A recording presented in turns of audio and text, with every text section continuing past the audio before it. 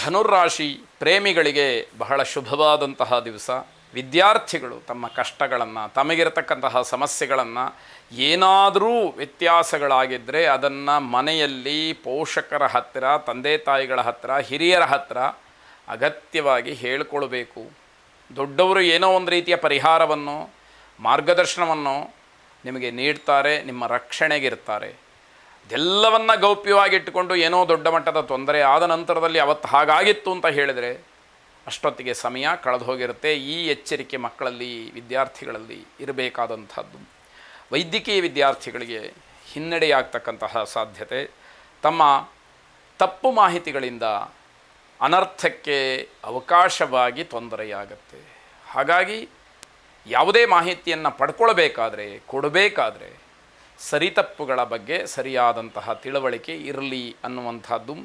ನಿಮ್ಮ ಮೇಲೆ ಎಲ್ಲ ರೀತಿಯ ಸಹಕಾರ ಅಥವಾ ಸಹಾಯಗಳಿದ್ದರೂ ಕೂಡ ತೊಂದರೆಯನ್ನು ಅನುಭವಿಸಬೇಕಾದಂಥದ್ದಿದೆ. ಔಷಧಿ ವ್ಯಾಪಾರಿಗಳು ಸಮಸ್ಯೆಗೆ ಸಿಗಹಾಕ್ಕೊಳ್ತೀರಿ, ಎಚ್ಚರ ಇರಲಿ. ನಿಮ್ಮದೇ ಆದಂತಹ ನಿರ್ಧಾರಗಳು ಬೇಡ ಅಂತ ಅರ್ಥ. ಅಶ್ವಿನಿ ದೇವತೆಗಳನ್ನು ಪ್ರಾರ್ಥನೆ ಮಾಡಿ ಶುಭವಾಗಿ.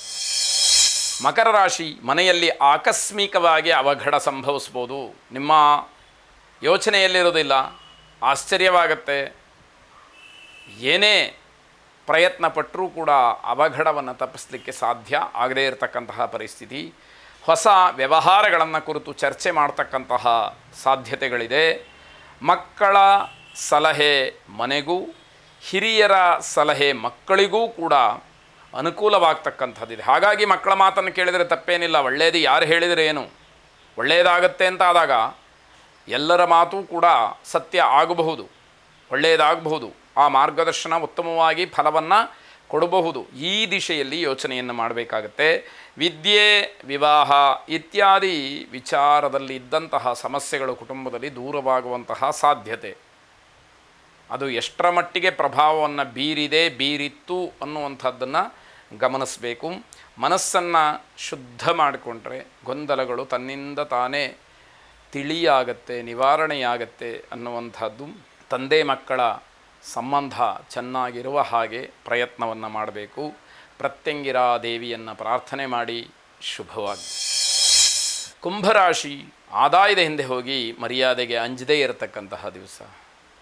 ಹಣ ಬೇಕು, ಗೌರವ ಯಾರಿಗೆ ಬೇಕಾಗಿದೆ? ಹಣ ಇದ್ದರೆ ಗೌರವ ತನ್ನಿಂದ ತಾನೇ ಬರುತ್ತೆ ಎನ್ನುವಂತಹ ಮನಸ್ಥಿತಿ ಇದ್ದವರಿಗೆ ಏನು ಹೇಳಲಿಕ್ಕೆ ಸಾಧ್ಯ ಆಗುತ್ತೆ? ಏನೂ ಹೇಳಿದರೂ ಪ್ರಯೋಜನಕ್ಕೆ ಬರದೇ ಇರತಕ್ಕಂಥದ್ದು. ಕೆಂಪು ವಸ್ತ್ರವನ್ನು ಧಾರಣೆ ಮಾಡಿ ವಾಹನವನ್ನು ಚಲಾಯಿಸ್ತಕ್ಕಂಥವರಿಗೆ ತೊಂದರೆ ಇದೆ.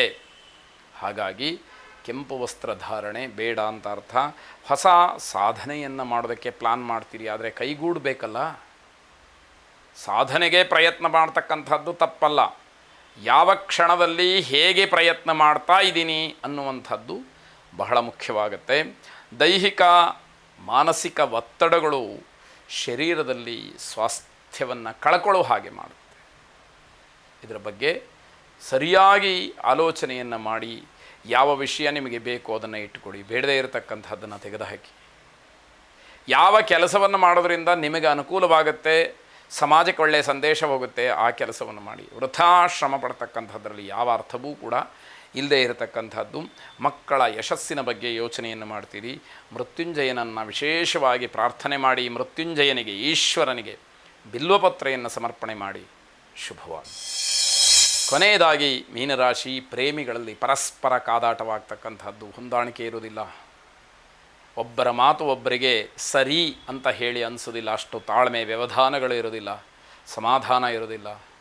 ಅಶಾಂತಿ, ಜಗಳವಾಡೋದಕ್ಕೆ ಯಾರೋ ಒಬ್ಬರು ಸಿಕ್ಕಿದ್ದಾರೆ ಅನ್ನುವಂತಹ ಭಾವನೆ ಮನಸ್ಸಿನಲ್ಲಿ ಆಳವಾಗಿ ಬೇರೂರಿರುತ್ತೆ. ಇದು ಮನಸ್ಸಿನಿಂದ ತೆಗೆದುಹಾಕಬೇಕಾದಂತಹ ವಿಚಾರ.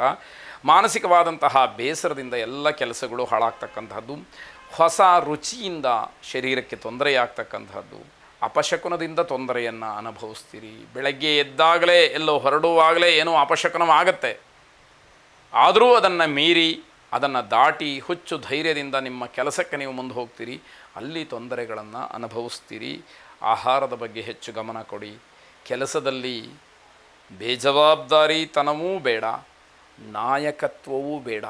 ನೀವು ಮುಂದಾಳಾಗಿ ಮಾಡ್ತಕ್ಕಂತಹ ಕೆಲಸದಲ್ಲಿ ಅಪಯಶಸ್ಸಾದರೆ ಆ ತೊಂದರೆಗಳು ಅದಕ್ಕೆ ಕಾರಣ ಎಲ್ಲವನ್ನೂ ನಿಮ್ಮ ತಲೆಗೆ ಕಟ್ತಾರೆ. ಎಚ್ಚರಿಕೆ ಇರಲಿ ಅನ್ನುವಂಥದ್ದು.